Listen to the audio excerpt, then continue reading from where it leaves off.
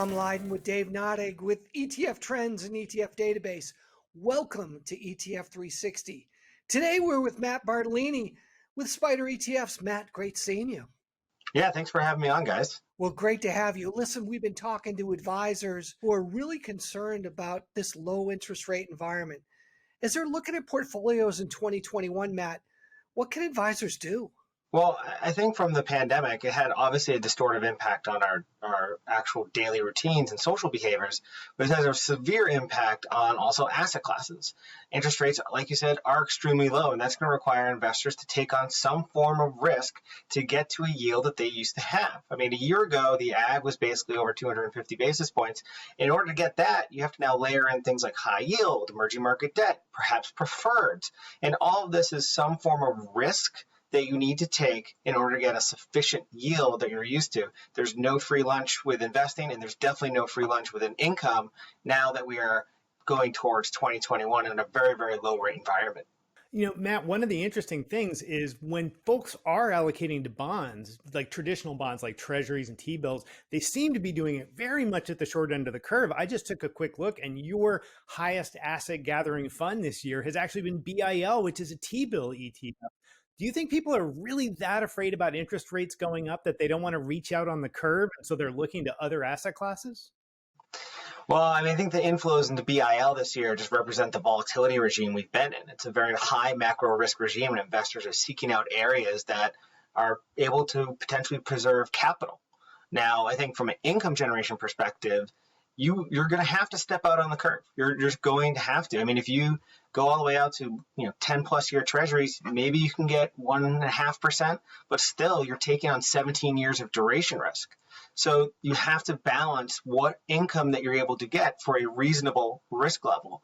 And I think because of perhaps the low correlation of traditional investments, preferred stocks are an area where you're still staying within investment grade largely, but you're able to get a yield around 4.5% to 5% depending on market conditions. Matt, we're getting guidance from the Fed that they're not raising interest rates anytime soon. So investors are getting a little bit more aggressive, going a little farther afield, all the way to the junk bonds. Do you think that's safe? Is there risk there today? In order to get income, you have to take some risk. That's sort of the name of the game right now. Now, I think you should probably take an appropriate amount of risk. High yield spreads are, near long-term averages. Our view is that if you want to express a view in subjective credits, perhaps moving into senior loans would be more advantageous as a result of their more seniority in the capital structure, but all historically a lower volatility profile than high yield, a slightly less lower beta sensitivity to equities. So you're able to get, a yield again near 5% like you are with high yield, but taking a little bit of that volatility profile down in an environment where the macro risk regime is high. The default cycle probably has been cut short as a result of the Fed's actions, but we're still not out of the woods in any stretch of the imagination in terms of recovery and what the profit cycle is looking like. So for high income investors, senior loans make more sense in our view than high yield, perhaps a 50-50 allocation from that perspective. Let's talk a little bit more about preferreds, because that's a part of the market that we really haven't talked a lot about in the last 10 years, to be honest. There are only a handful of ETFs out there that track that part of the market. I think a lot of advisors think of preferreds as kind of like a platypus. It's sort of a little bit like a duck and a little bit like a dog, and nobody quite knows to do with it. How would you position preferreds in this market? Should you be worried about equity risk? Should you be worried about defaults? Where do you draw the line here?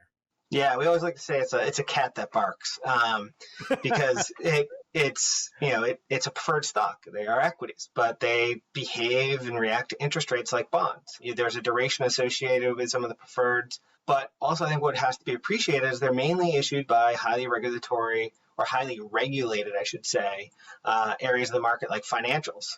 And, based on index objectives, they can severely change across the gamut of the ETF ecosystem. But knowing our suite, our fund in that space, PSK, to be included, you have to be rated investment grade by one rating agency. So you get that sort of investment grade profile but you're still able to get a yield that you're normally equate with, say, just all high yield. And I think it does tend to be somewhat of a misunderstood asset class on what maybe perhaps drives some of the performance. Interest rates do. But I also think some people think, oh, preferred stocks, it must be very equity sensitive. And we actually find that preferreds have actually a lower equity sensitivity than high yield bonds. So you're able to, increase your income, but also perhaps improve some of your diversification when you think about it from the rest of the portfolio perspective. Matt, great stuff, great guidance. Thanks for joining us. Matt Bartolini with Spider ETFs. And thanks for watching ETF 360. We'll see you next time.